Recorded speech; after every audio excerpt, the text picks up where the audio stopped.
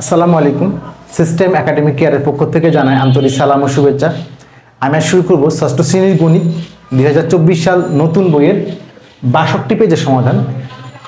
এই যে অঙ্কগুলা মনে হচ্ছে আপনার কাছে কঠিন, বাট যদি আপনি আমার ক্লাসটি করেন আশা করি আপনার কাছে অনেক ম্যাথগুলো অনেক ইজি হয়ে যাবে। যারা গ্রিডের ম্যাথগুলা 67 পেজ বা 90 পেজ 65 পেজ দেখেন নাই, দেখে আসবেন, আশা করি আপনার কাছে একদম ইজি হয়ে যাবে। কোশ্চেনটি পড়ি। নিচের মিশ্র ভগ্নাংশগুলোকে কাগজে গ্রিড এঁকে অপ্রকৃত ভগ্নাংশে প্রকাশ করেন। এখন যদি আপনি মিশ্র ভগ্নাংশ কি জিনিস, অপ্রকৃত ভগ্নাংশ কি জিনিস না জানেন, তাহলে অঙ্কটা করবেন কিভাবে? দেখেন, 8 ভাগের 5 ভাগ, উল্টা দিই আমরা 8 ভাগের 5 ভাগ বলি, বা 5 ভাগের 8 ভাগ, যারা বলেন সমস্যা নেই, তো উল্টাই বলেন। এটা দেখেন, 8 একটা জিনিস আপনি 8 ভাগ করলেন, তার 5টা ভাগ, অর্থাৎ এরকম 8টা ভাগ করলেন, 1 2 3 4 5 6 7 8টা ভাগ করলেন। 8টা ভাগ করে আপনি 5টা নেবেন, 1 2 3 4 5, 5টা আপনি নিছেন, এটা পসিবল। বাট 5 ভাগ করে কি 8 ভাগ নেওয়া পসিবল না? দেখেন, 8 ভাগ করে 5টা কিন্তু নেওয়া যাবে, কিন্তু 5টা ভাগ করলেন, 8টা ভাগ আপনি নেবেন কিভাবে? অর্থ কি হলো, যে ভগ্নাংশের লব ছোট সেটা হলো প্রকৃত ভগ্নাংশ। আমি মনে রাখার জন্য কি বললাম, যে 8 ভাগ করে 5 ভাগ পসিবল, এটা হতো প্রকৃত, এটা পসিবল। কিন্তু 5 ভাগ করলেন আপনি 8 ভাগ নেবেন কেমনে, এটা হলো অপ্রকৃত। অপ্রকৃত অর্থাৎ যে ভগ্নাংশের লবটা বড় সে হলো অপ্রকৃত। অপ্রকৃত অর্থাৎ লব বড় হবে, লবটা কি হবে? অপ্রকৃত লব বড় হবে, আর প্রকৃত হলে লবটা কি হবে? ছোট হবে। মনে রাখার সিস্টেম কি বললাম, 8 ভাগের 5 ভাগ, এটা পসিবল, প্রকৃত। এটা তাহলে এটাকে 5 ভাগের 8 ভাগ মানে আসলে কি বলেন তো? অর্থাৎ 5 দিয়ে ভাগ করেন 8কে, 5 1 5 3, অর্থাৎ 1 সমস্ত 3/5। একটা ঘর তো হবেই, আর একটা ঘরের এই হলো আপনার অঙ্কটা। একটা ঘর হবে, আর একটা ঘরে 3 ভাগ কালার হবে। আমার ম্যাথ শুরু করে দেখেন, খেয়াল করেন। প্রথম যে ম্যাথটা, ক নাম্বারটা দেওয়া আছে 2 সমস্ত 3/7। তাহলে আমাকে বলছে যে অপ্রকৃত ভগ্নাংশ প্রকাশ করুন। একবার আমরা ফার্স্টেই করে দিই, এটা 7 দুগুণ, এটা গুণ হবে 2 গুণ 7 যোগ 3 বাই হলো কত? 7, 14 আর 3 17/7। এই কিন্তু আমার অপ্রকৃত ভগ্নাংশ।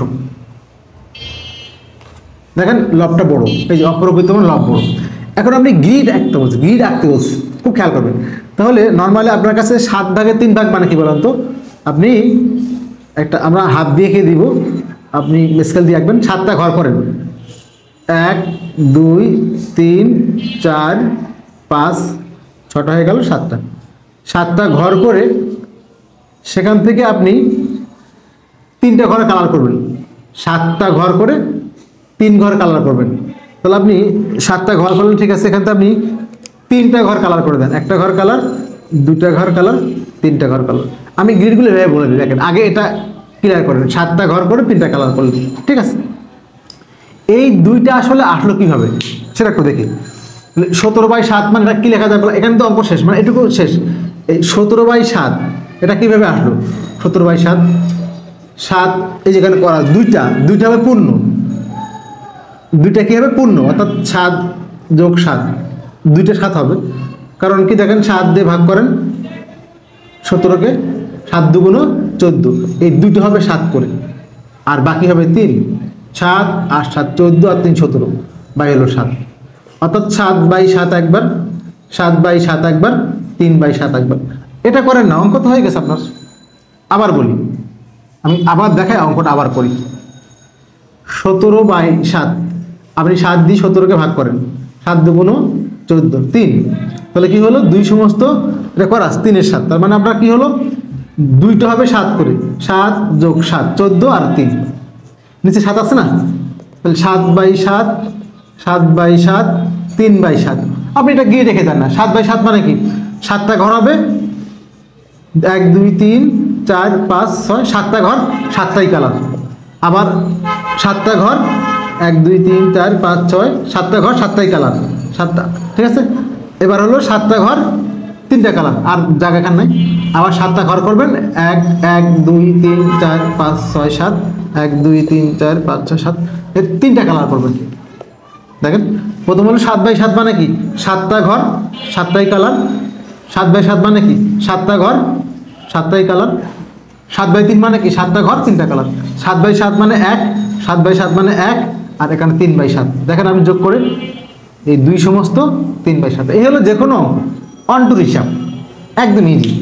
এখন একটা আমরা গ্রিড রেখে তাহলে এখানে দেখাই। তাহলে আপনি বলেন কি কি করবেন আপনি, এই যে 7 একটা 7 একটা 3 মানে 7 বাই 7, 7টা ঘর করেন 1 2 3 4 5 6 7। কিন্তু আপনি কিন্তু স্কেল দিয়ে আঁকবেন, আমি হাত দিয়ে দিলাম। একটা হলো 7 বাই 7, পরে আবার একটা 7 বাই 7 যোগ দেন 1 2 3 4 5 6 7 বাই 7। ওকে, এবার আছে কি 3 বাই 7, আর একটা 7 বাই 7 দেন 1 2 3 4 5 7 বাই 7। এখন দেখেন প্রথম হলো 7 বাই 7, 7টা ঘর 7টাই কালার। তাহলে আমরা 7টা ঘর 7টা কি করে দিব কালার করে দিব। 7 বাই 7, 7 বাই 7 মানে কি বলেন তো 1 হলো। ওকে, এখন 7টা ঘর 7টাই কালার। 7 বাই 7 মানে কি হলো 1 হলো।